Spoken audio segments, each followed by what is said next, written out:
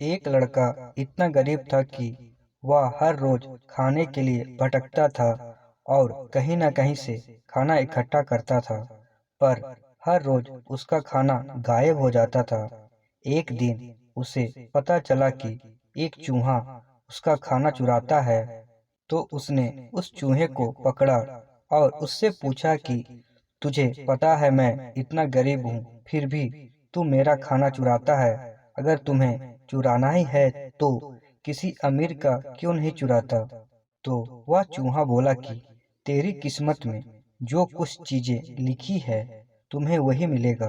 भले तू कितनी भी कोशिश कर ले, भले तू कितना भी धन इकट्ठा कर ले, उसे अपने पास नहीं रख सकता। यह जानकर लड़के को बहुत आश्चर्य हुआ कि ऐसा कैसे हो सकता है। तो चूहे ने कहा कि अगर तुझे जानना ही है कि तेरी किस्मत में क्या लिखा है तो भगवान बुद्ध के पास जाना पड़ेगा। वही तुम्हें बता सकते हैं कि तुम्हारी किस्मत में क्या है।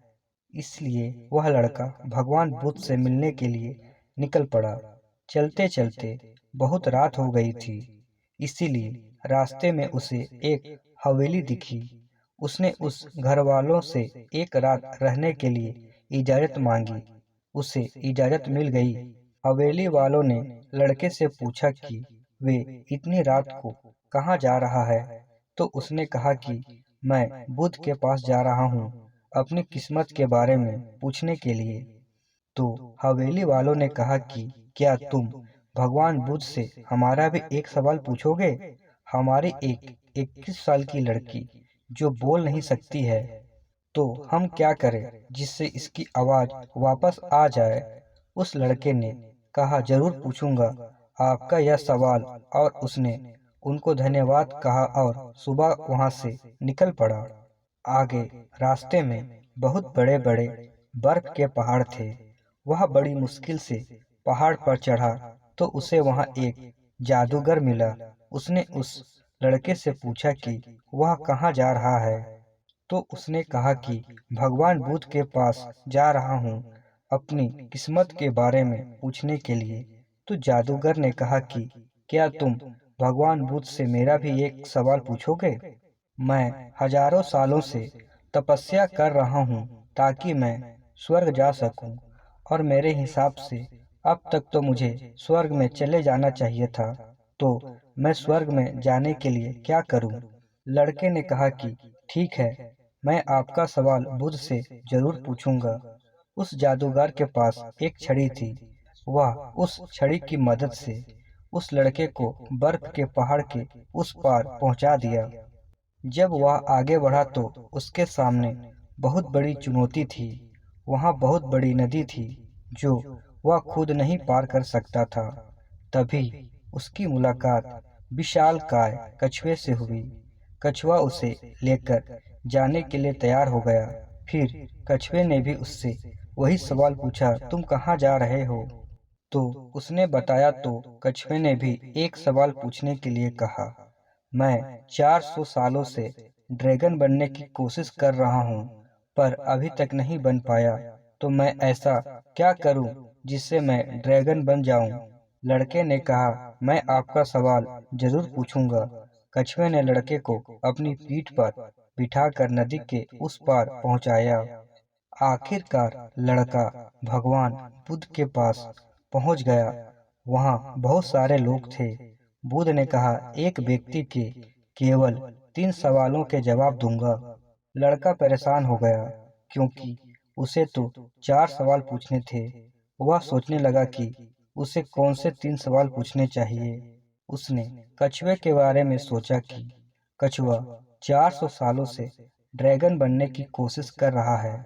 जादूगर कई सालों से स्वर्ग जाने के लिए तपस्या कर रहा है, और वह लड़की बिना बोले कैसे पूरी जिंदगी निकाल सकती है। फिर खुद के बारे में सोचा कि मैं तो सिर्फ गरीब हूँ, मैं तो मांग कर भी अपनी जिंदगी गुजार सकता हूँ, पर कछुआ, जादूगर और लड़की की परेशानियां तो मेरी परेशानियों से भी बहुत बड़ी है। तो लड़के ने उनके 3 सवाल भगवान बुद्ध से पूछे।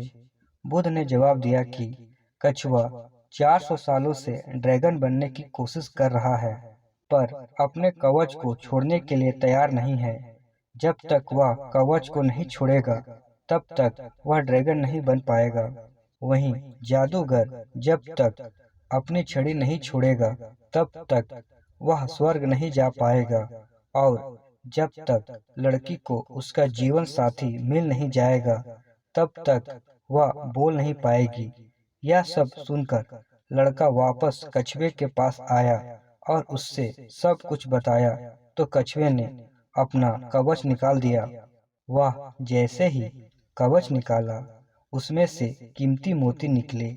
वह मोती कछुए ने लड़के को दे दिए और वह ड्रैगन बन गया।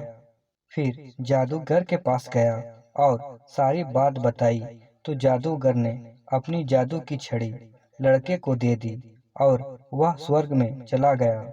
उसके बाद लड़का उसी हवेली में गया जहां उसने रात गुजारी थी।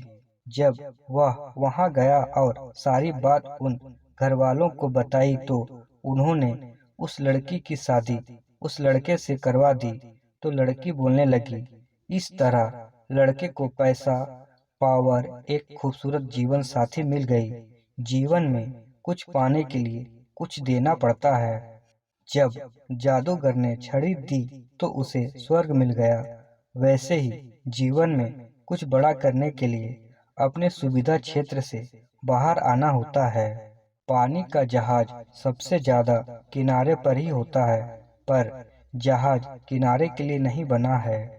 वह बीच समुद्र में लहरों को चीरते हुए आगे बढ़ने के लिए बना है। इसीलिए जीवन में कुछ बड़ा करने के लिए रिस्क तो लेनी ही पड़ेगी। इस तरह के मोटिवेशनल कहानी के लिए हमारे चैनल को सब्सक्राइब करें, लाइक करें, शेयर करें और कमेंट जरूर करें।